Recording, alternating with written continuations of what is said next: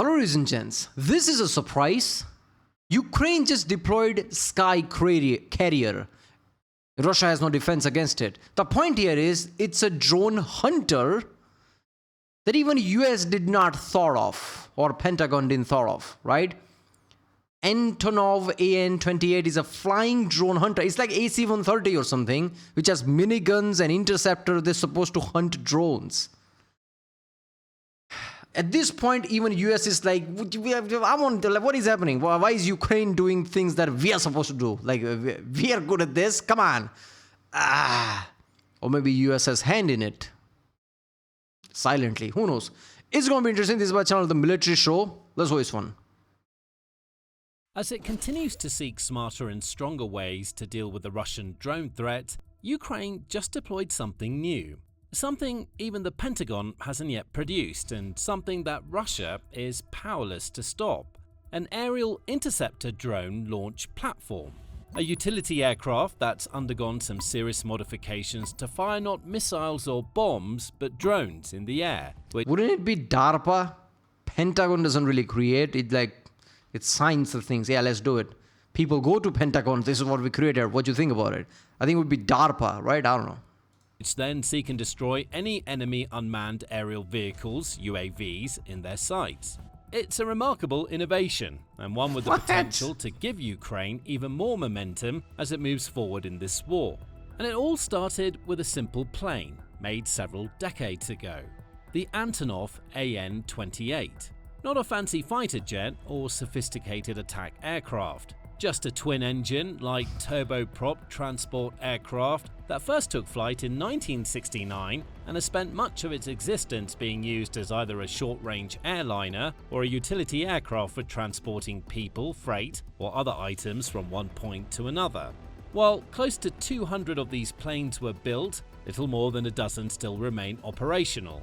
Some are still used for airline service in Russia, Armenia, and Tajikistan.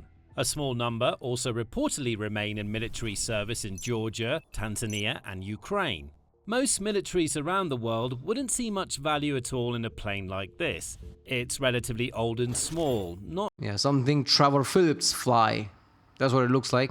Especially fast, and it wasn't designed with combat in mind. Ukraine, however, is not like most militaries. It's not wasteful.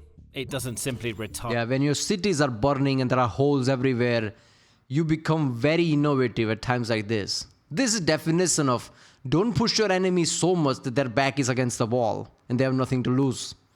I mean, obviously Ukraine has a lot to lose, but a lot of them they already lost. Most of their cities have holes in it, buildings are destroyed. So of course they're like, yeah, it's now or never. Older assets just because of their age or perceived lack of value. Instead, it looks for value where other people wouldn't. It thinks outside the box, always searching for ways to make the most of the vehicles and equipment at its disposal. Yeah, hold up there. So it's just this propeller plane and they put guns on it, and that's what Pentagon didn't thought of that.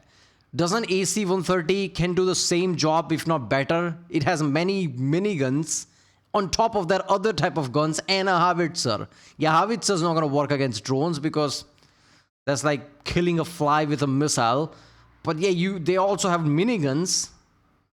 So why would Pentagon needs to think about when they already have AC-130, which is 1,000,000 times better than this? It sets the global benchmark as perhaps the most resourceful military force of modern times, turning seamlessly valueless assets into world-beating innovations. It does this not necessarily because it wants to, but because it has to. Because Ukraine is facing off against a far larger opponent with far greater resources. Russia has more tanks, more armored vehicles, more missiles, more bombs, more drones, and more men than Ukraine can muster. And when you're dealing with an opponent of that caliber, you can't afford to let anything go to waste.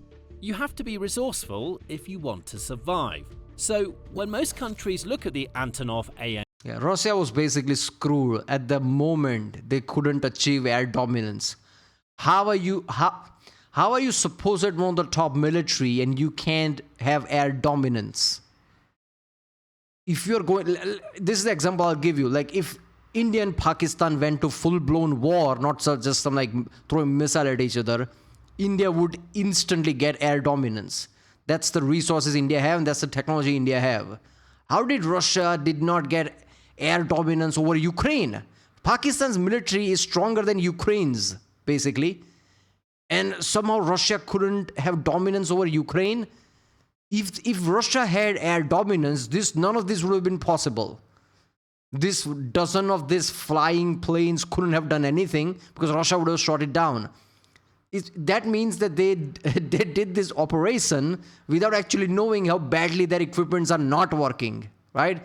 I think Kremlin and Putin didn't know how bad conditions their equipment are, and it just didn't work. They probably thought, yeah, we have all these planes, all these jets, Sukhois and this and that, MiGs, will surely dominate Ukraine like that. No, it didn't work. An-28, they see a boring old utility plane. When Ukraine looks at the Antonov An-28, it sees a goldmine of untapped potential. Its engineers realize that with a little work and some key adjustments here and there, it could become an important weapon in the fight against Russia's drone swarms. So, is that supposed to be the marks, how many they hunted down, like they used to do in World War II? That's awesome. February 2026, we got our first look at what a souped-up An-28 could do. Footage emerged from the French television channel TF1, which showed one of these aircraft on an active nighttime combat sortie. While the original An-28 design didn't include any weapons or armaments, this An-28 had been equipped with its very own 6-barrel Gatling-type 7.62mm M134 minigun. 7.62, that's close to 308 Winchester. I'm guessing 7.62 by 50 something, not 39, which is AK-47, which is smaller ammo. I'm guessing this is close to 308 Winchester.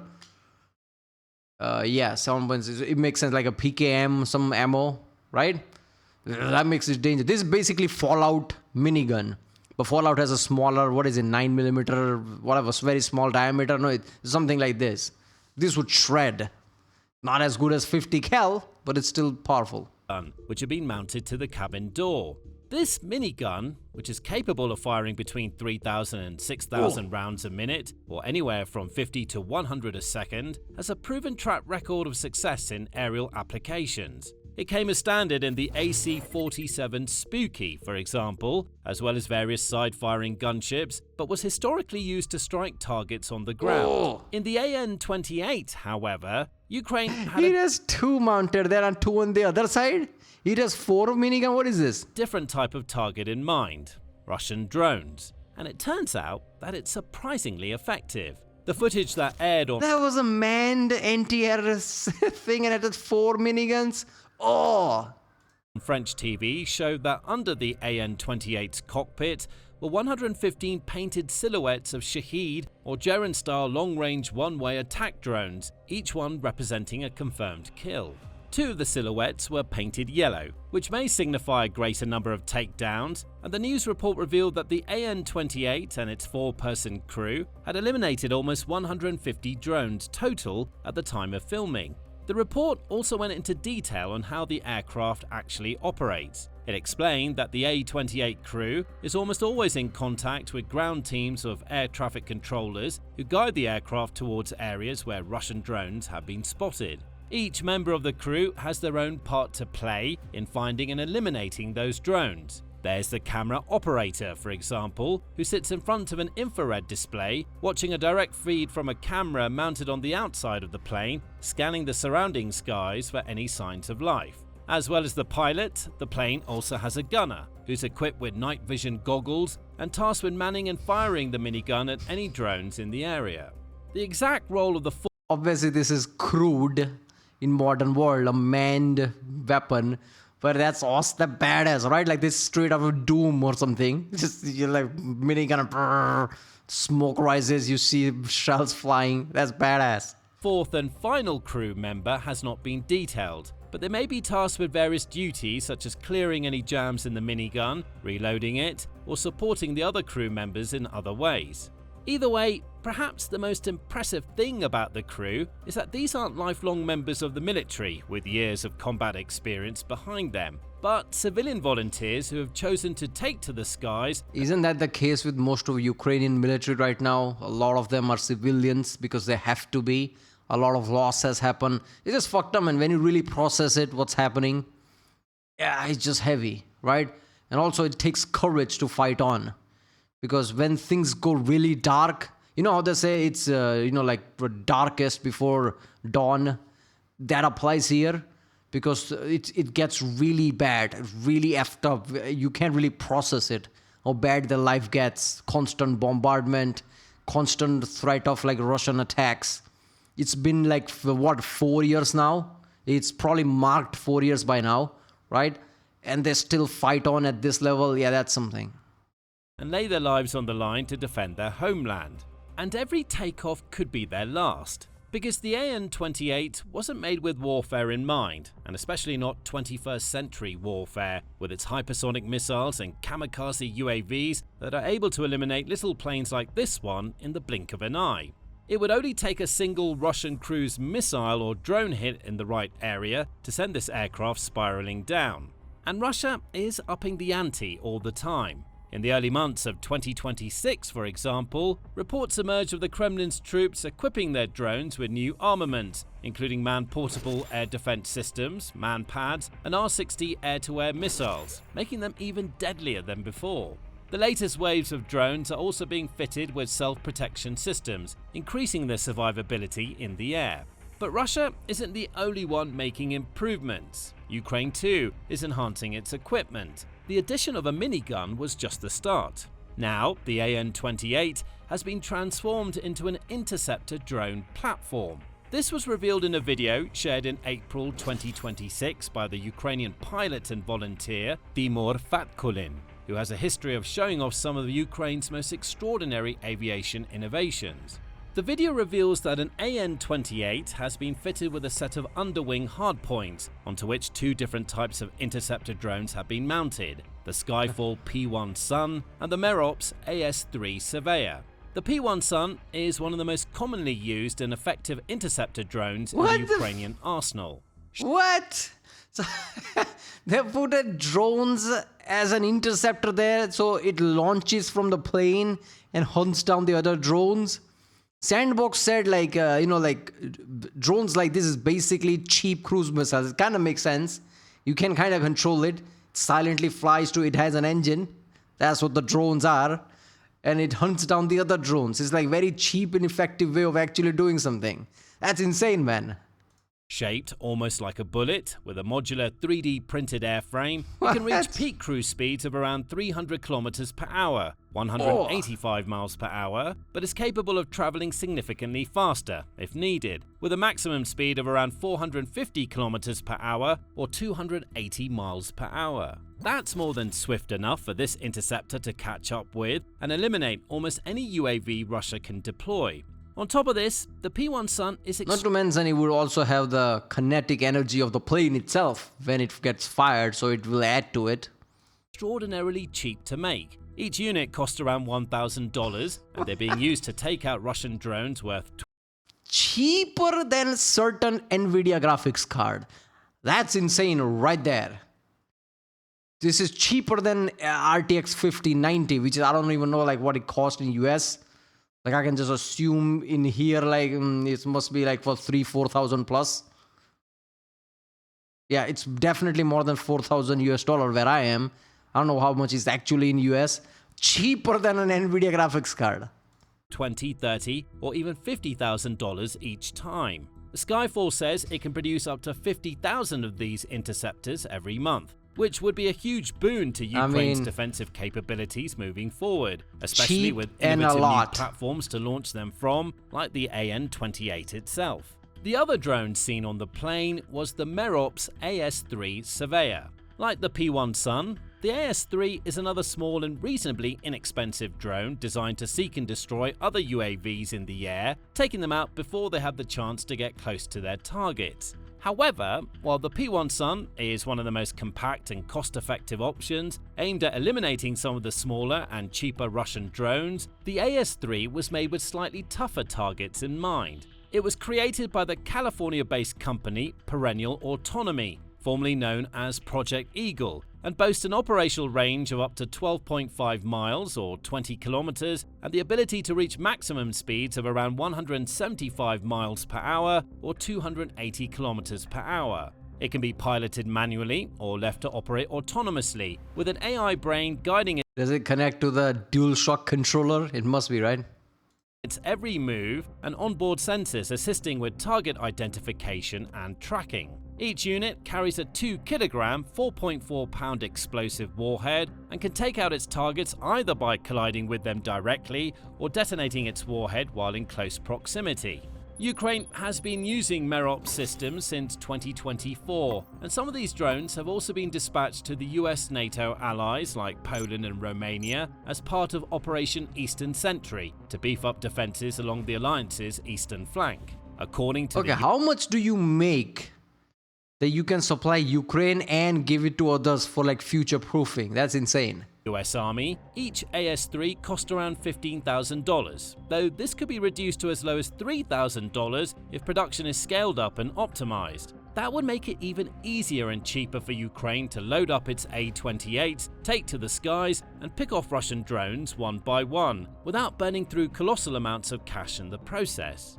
But before we look at how I can already envision America's next attack vehicle, whether it's a helicopter like an Apache or A-10 replacement or whatever, who would have placement for drones like this. It's cheap. That's what it's all about. If you're hunting drones and you can't use your bullets, you would use this. It bridges the gap between bullet and a cruise missile or any other type like Hellfire type missile, Sidewinder, whatever. It bridges the gap between them, right? And it makes it really cheaper. And if America does it, it will bring down the price because there will be like really mass-produced things, right? You can also have like give this to other allied countries, like sell them, so prices come down even more. So you fight drones with drones. It just makes sense. Money is the only issue right now, not technology, not engineering. America got that. Money is the issue. It's the issue because you don't want to like burn it. Why would you? That's inefficient. It's not like America doesn't have money. They can burn through 500 billion if they needed to. It happened. Like I said, during COVID time, they gave out $1 trillion like it's nothing.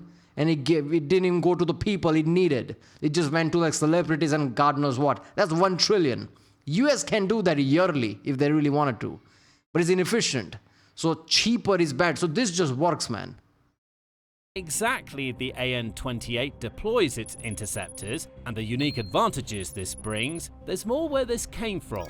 So if you're getting value from the military show, don't forget to subscribe. Now, the April 2026 footage of the AN-28 shows the interceptors in action. We see the plane's crew spot and confirm a hostile drone in the area before launching one of their P-1 Suns. The interceptor speeds instantly towards its target, detonating in close proximity to blow it out of the air, all in a matter of seconds. Fat Kulin, the pilot who uploaded the footage, confirms in the caption that aircraft-launched P-1 Sun interceptors have already proven effective in real combat conditions. He adds, "We've also tested several other interceptor drones during training flights. You could call it a cheap air-to-air missile."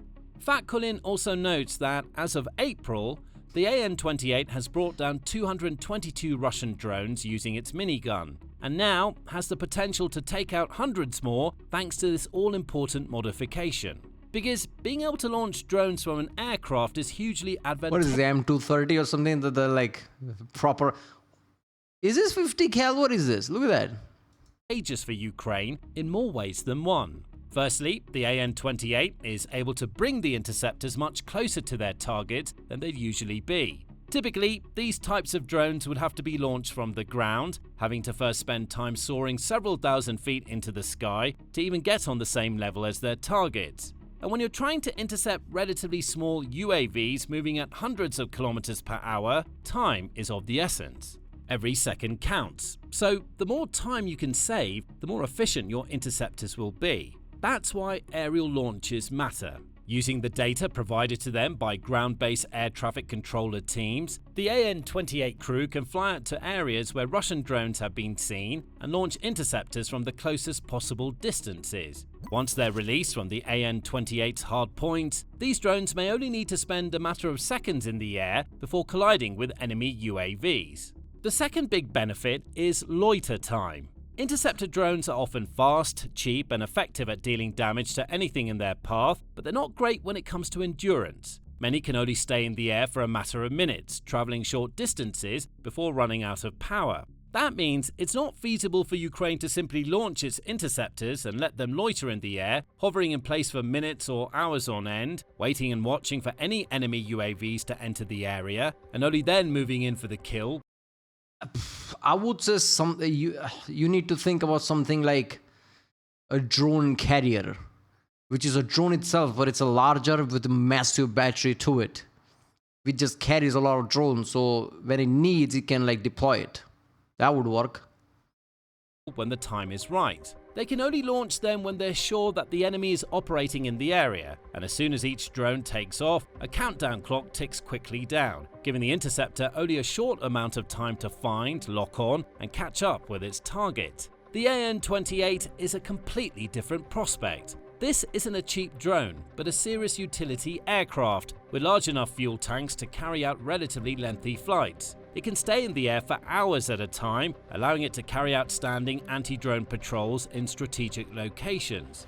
Ukraine can dispatch an An-28 over important infrastructure, for example, where it can spend an extended amount of time scanning its surroundings, ready to burst into action at the first sign of danger, providing a steadfast deterrent against Russian aggression. Another benefit of a system like this is the sheer variety of weapons it can be equipped with. Even though the An-28 was never designed for combat to begin with, Ukraine has made the necessary changes to turn it into an airborne drone interceptor platform, with multiple hardpoints that could be used for carrying various types of drones, guns, and possibly even rockets, which would allow Kyiv's forces to more effectively counteract a wider range of enemy threats. In other words, even if Russia reduces its reliance on Shaheeds and switches to drones of different sizes, speeds, or operational patterns, Ukraine should in theory be able to continuously cancel them out. The An-28 also has a distinct advantage over other aircraft that makes it tailor-made for this type of mission: its short takeoff and landing STOL capability. This basically means it can work on very short runways, unprepared landing strips, or other small spaces. Russia can, if this is really effective, Russia can basically increase the production of ballistic missiles, because this cannot intercept ballistic missiles. And yes, Ukraine has a lot of interceptors. How many of them? Russia can saturate with ballistic missiles alone, but they need to like spend money, which do they have it, and increase the infrastructure, which can they do it? That's the question here. Needing far less distance to take off and land than other kinds of conventional aircraft. That matters, because when Ukraine is dealing with Russian drone threats far and wide across its entire territory, it doesn't always have the luxury of being able to use vast airports and airfields with lengthy runways. Instead, it regularly has to make the most of simple and short takeoff spaces and makeshift landing strips, and it needs planes that are able to work with those kinds of constraints. Thankfully, the A-28 can, and it's set to become an even more valuable asset for Ukraine in the months to come, as Russia's production plants are starting to churn out drones in greater and greater quantities. They've already reached rates of around 5,000 Shahed or Gerund drones each month, with plans to almost triple that number. Ukraine cannot rely on conventional measures to counteract drones in such quantities. There's no logic in firing million-dollar air defense missiles to wipe out drones that cost $50,000 or less to make and can be mass-produced with such ease. Instead, Kyiv's defenders have had to figure out alternative methods to combat the UAV threat. It's thanks to that they've been able to develop one of the most powerful, integrated and layered air defense networks on Earth, made up of not just the usual radars and air defense missile batteries, but a wide variety of cheaper, more efficient options, like mobile ground units, AI-powered turrets, direct energy weapons, and of course, interceptor drones too. Indeed, the importance of interceptors is growing by the day as they prove to be perhaps the single most cost-effective choice for nullifying Moscow's drones. They may not have the massive warheads or precision guidance systems of world-class surface-to-air missiles, but they don't need to. Ultimately, their one and only purpose is to take out other UAVs, and they've done a remarkable job of that so far.